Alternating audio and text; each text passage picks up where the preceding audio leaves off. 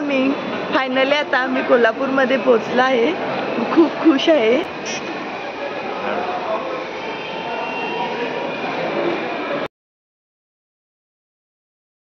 सकाळी 7:30 वाजता कोल्हापूरमध्ये ट्रेन पोहोचल्यानंतर रेल्वे स्टेशनवरून सीबीएस स्टँडला चालत जावे लागते. तेथून गारगोटी किंवा मुरगुड एसटी पकडून अर्ध्या तासामध्ये इस्पुर्ली गावात पोहोचतो. सध्या ऊन पाऊस असल्यामुळे वातावरण एकदम मस्त वाटत होते. सगळीकडे हिरवळ झालेले वातावरण बघून खूप भारी वाटलं. आपलं कोल्हापूर किंवा गाव बघून किती आनंद होतो हे बाहेर राहणाऱ्या लोकांनाच माहीत असतं किंवा याची फिलिंग्स काही वेगळीच असते.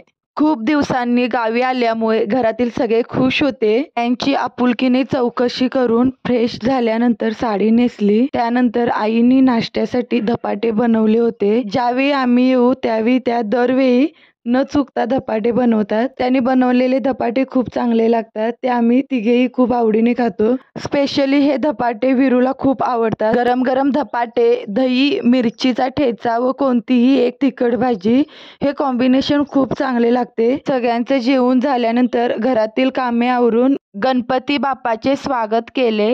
बाहेर गावातील असल्यामुळे ते आदल्या दिवशी सर्व मूर्ती घेऊन येतात. त्यामुळे आम्हाला दरवर्षी आदल्या दिवशीच बाप्पाची मूर्ती घरी घ्यावी लागते. आम्ही यायच्या आधीच आईबाबांनी घरातील आहे ते सर्व साहित्य वापरून डेकोरेशन छान प्रकारे केले होते. ट्रेनमध्ये झोप पूर्ण न झाल्यामुळे आम्ही तिघांनीही दुपारी रेस्ट घेतली.